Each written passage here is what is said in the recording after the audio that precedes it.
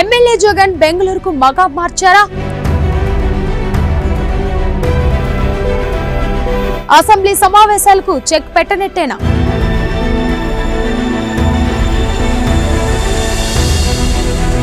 ఇక పార్టీ బాధ్యతలు ఎవరు తీసుకుంటారు? అసలు ఎవరితో భేటీ అవ్వటానికి జగన్ బెంగళూరు టూర్?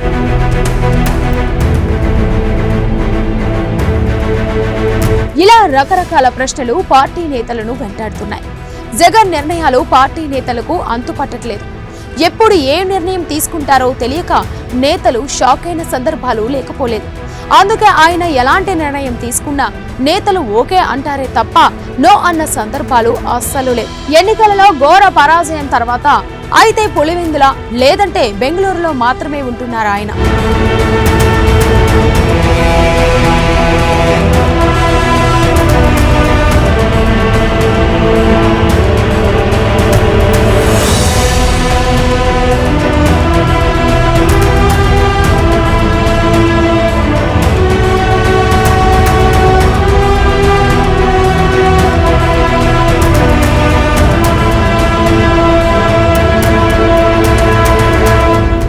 మరోవైపు నేటి నుంచి తాడేపల్లిలోని తన క్యాంపులో ప్రజా దర్బార్ నిర్వహించాలని జగన్ నిర్ణయించారు.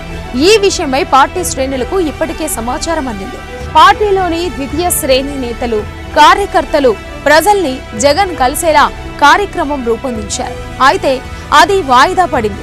అధికారంలో ఉండగా ప్రజల్ని కలిసేందుకు రూపొందించిన స్పందన కార్యక్రమం కూడా ఇలానే వాయిదా పడుతూ ఒక్కోసారి కూడా నిర్వహించలేకపోయారు.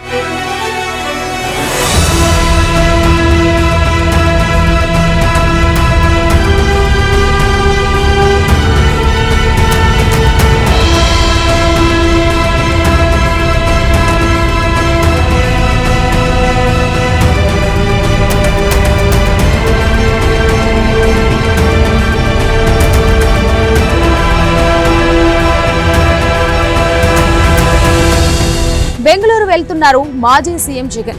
వారం రోజుల పాటు అక్కడే ఆయన ఉండనున్నారు.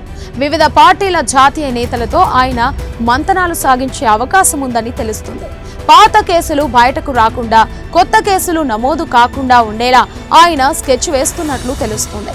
ఈ క్రమంలో బెంగళూరులో ఉన్న బీజేపీ నేతలతో రహస్యంగా మంతనాలు సాగిస్తున్నట్టు పార్టీ అంతర్గత సమాచారం. ఈ పరిణామాల నేపథ్యంలో ఆయన బెంగళూరుకు వెళ్తున్నట్లు సమాచారం.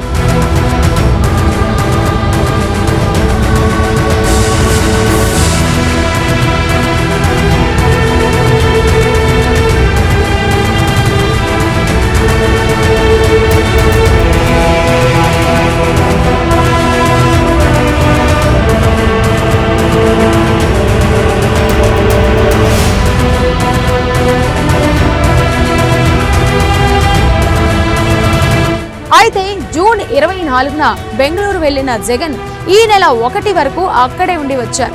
మళ్లీ 2 వారాల వ్యవధిలోనే మరోసారి అక్కడికి వెళ్లనున్నారు. ఈ నెల 22 నుంచి ఏపీ అసెంబ్లీ సమావేశాలు మొదలు కానున్నాయి.